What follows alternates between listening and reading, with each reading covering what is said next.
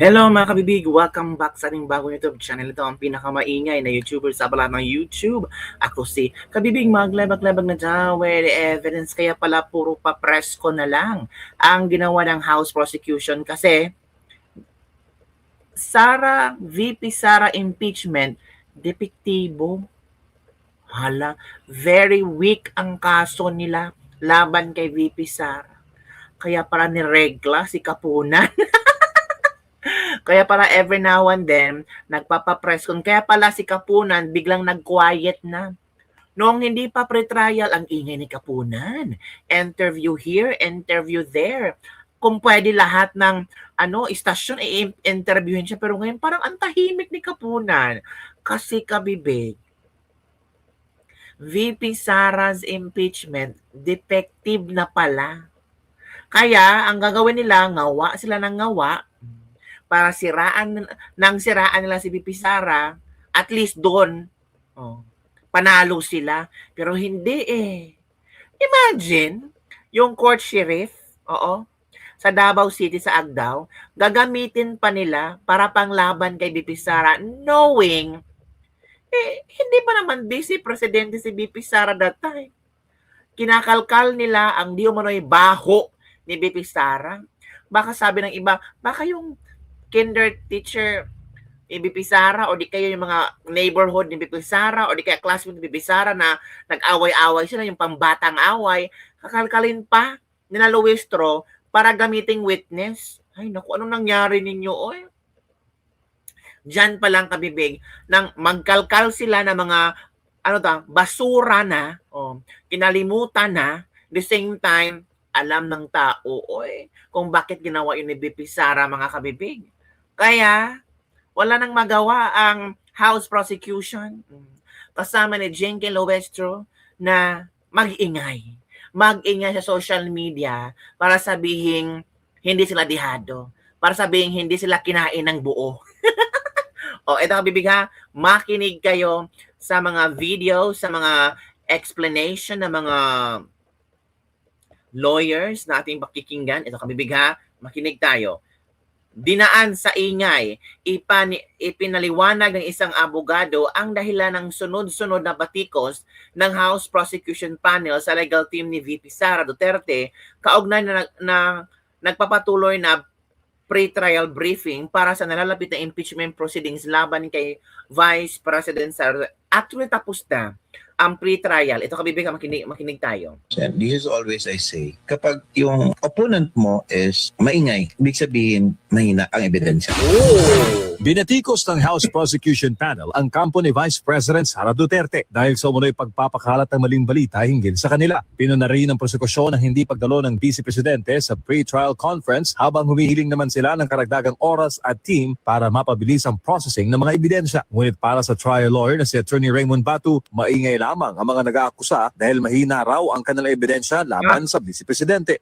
I've been into litigation practice for about 27 years. And this is always I say, kapag yung opponent mo is maingay, ibig sabihin mahina ang ebidensya. Dagdag pa ni Attorney Batu, halata na idinadaan na lamang sa propaganda at optics ng prosekusyon ang kanilang reklamo.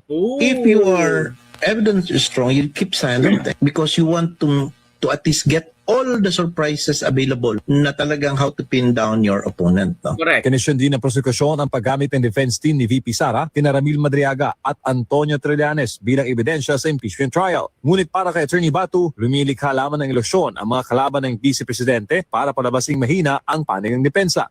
Pinupuna nila in order to create an illusion or an optics to the mind of the people na mahina itong defense ng kabila.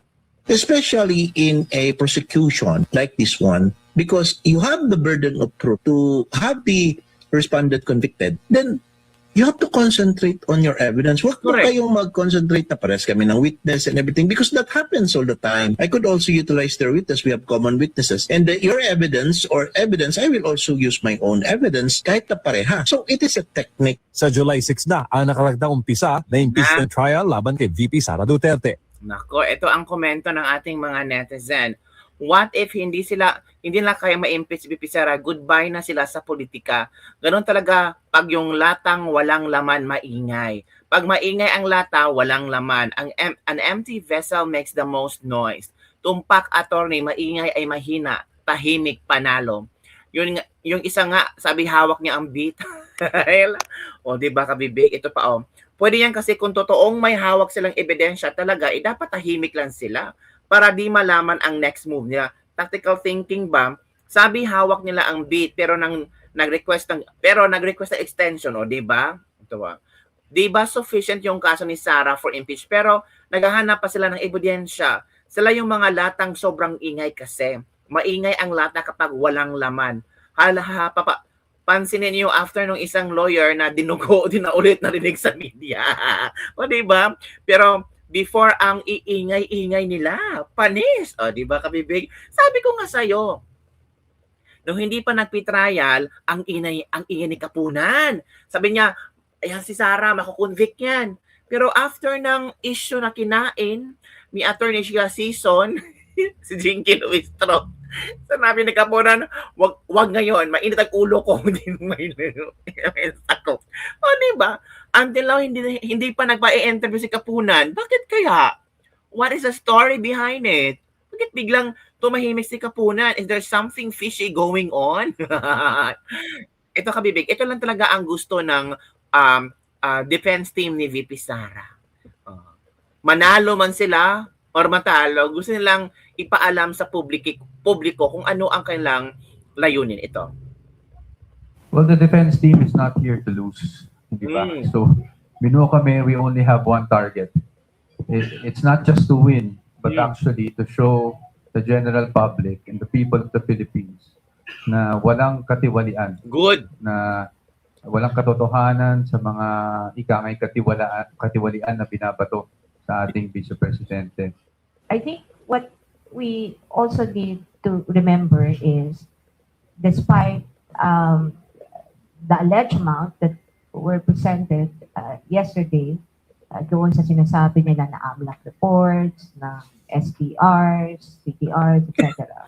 Walang kahit ano na sinabi rin ang AMLAC that any of these SDRs or transactions was linked to any unlawful activity.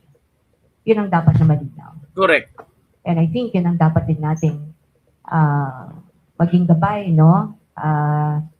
Bago natin paniwalaan o kunin yung mga impormasyon lamang na inilalatag sa ating harapan. What I'm saying is, before we draw any conclusions, again, we should look at the fundamental issue. Kailangan malinaw sa atin kung ano ba talaga ang sakop ng isang impeachable offense. There you go. Ang tanong, malinaw ba sa House Prosecution Panel kung ano ang sakop ng impeachment offense ni VP Sara? Ikinalkalpa nga nila yung court sheriff. Nakakatawa. O ito si Jinky, nagigil na parang, Jinky, kahit hawak niyo pa ba ang beat? Ang tanong, makasaya ka pa ng hawak ko ang beat? Ito kabibig, Ito ha. Aside po sa napakadaming documents, ano pa po yung ibang nakikita nyo na pinakamalaking hamon kung bakit tumagal po itong pre-trial? Kulang kayo ng ebidensya. Well, unang-una, kagaya ng binanggit kanina ni Chair Jinky, dun sa marking of evidence, sa isang dokumento po, pwede naman po na both yung prosecution at saka yung defense, sa isang dokumento, pwedeng magmarkahan na parehas dyan para maka-save tayo ng oras. Pero pinilit pa rin po nila na magmarka sila ng sarili nilang dokumento, samantalang parehas lang naman ang nilalaman. Ay, at content nitong dalawang dokumento. So, kagaya ng kanyang binabanggit, kung halimbawa yung pagmamarka ng isang dokumento tumatagal ng 5 minuto, nadodoble. Kasi bukod sa pagmamarka, pipirmahan pa to ng mga both ng prosecution, ng defense, at saka ng mga parang hindi lawyer. So, dumadami at humahaba yung proseso, nadodoble. Pero kung sabi po ni Attorney Powa kahapon, may incident po daw sa markings na nagkulang po daw yung document nyo ng isang page. Isolated lang po yun. Hindi naman po sa lahat ng pagkakataon. Isolated! Nangyayari naman po yan. Dagdagan ko lang yung sinabi ni Kong Joel, ha? For DEP's document evidencing payment, no, for OVP and DepEd, we're talking about 1,900 plus for DepEd and 2,000 plus for OVP. Ginusto nyo yan eh. 4,000 in total, no? So, Tapos, mamarkahan niya ng prosecution individually. of course. And then because they refuse to agree that we mark in the same document, then they have to mark as well those 4,000 exhibits, which likewise form part of their documents. Yun na. Wala na. O, ito kabibig ha.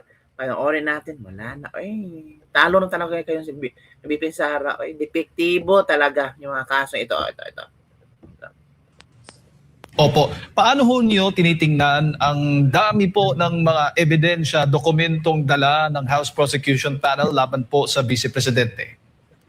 Well, they can always produce voluminous records, voluminous documents na wala namang connection sa kanilang articles of impeachment at hindi naman ibig sabihin na lahat yan ay magiging relevant because probably optics lang yan. Optic. In fact, karamihan dyan ay inadapt pa ng depensa as part of their evidence. Ooh. You know, sa experience ko as a trial lawyer before, pag inadapt ng depensa ang exhibits ng prosecution, ibig sabihin, there's really a very big problem ang prosecution. Ooh. Depektibo ang mga ebidensya at ginagamit, Depektibo? pwedeng gamitin laban sa kanila yon. And that severely weakens case like in this particular proceeding. So, halos lahat ng ebidensya na minamarkahan nila or ni-request nila ay inadapt ng depensa. So, ibig sabihin, their case is really very weak. There you go. Their case is really very weak. Ang sakit naman pakinggan yun. Di ba? So, yun lang kabibig ang ating Business Lebak-Lebak for today. Ikaw, ano ang iyong komento hinggil dito? Di ba? Grabe yung mga kadramahan nila, no? Kung ano-ano lang mga nasa isip nila. Parang talagang ilatag nila na si BP Sara ay magnanakaw, may katiwalian sa opisina ng OVP, sa DepEd. Ay, nako, dami. Di ba, kabibi? Oh, tapos si Aljong, excited na makilala si Mary Grace Piatos. Paano nyo malalaman? Lahat, sabi ni Adjong, lahat tayo excited na makilala si Mary Grace Piatos. Let's see kung mayroon talagang tao nag-a-appear sa court at magsabing ako si Mary Grace Piatos. Excited po tayong lahat para once and for all mapatunayan at ma-establish natin ang identity na ito. Naku, confidential funds, confidential. Nakakatawa ito si Adjong, no? Nakakatawa talaga. I'm sure alam naman nila sa sarili nila na ano yung confidential funds yan.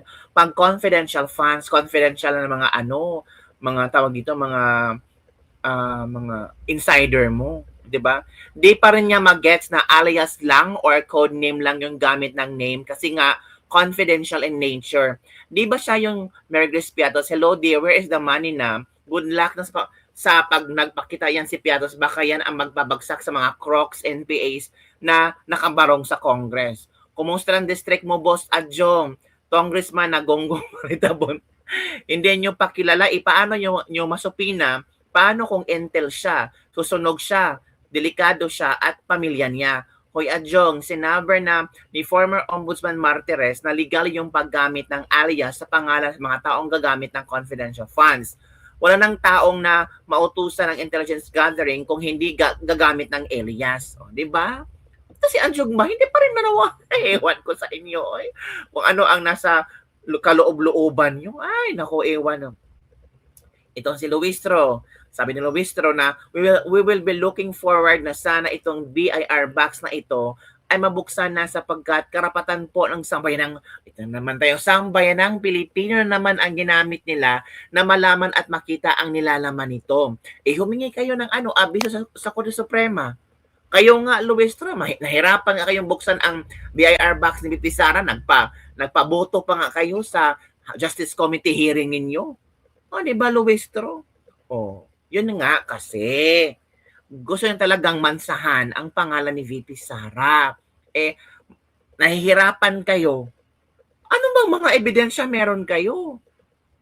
Halata talaga na kulang at wala kayong ebidensya kasi pati yung sheriff na nahimik na ang buhay, bubuhayin nyo pa. Yung issue na nabaon na sa limot, nabaon na, tapos na, bubuhayan nyo pa. So meaning talaga, nagugulungan na kayo kung ano talaga ang mga ebidensya nyo. Diba kabibig? So yun lang po kabibig ang ating Libag-Libag for the day. Don't forget to like, subscribe, and share this video. Bye everyone! See you next time. Detektibo! Ay, nako. Paano yan? Ang gulo-gulo ninyo.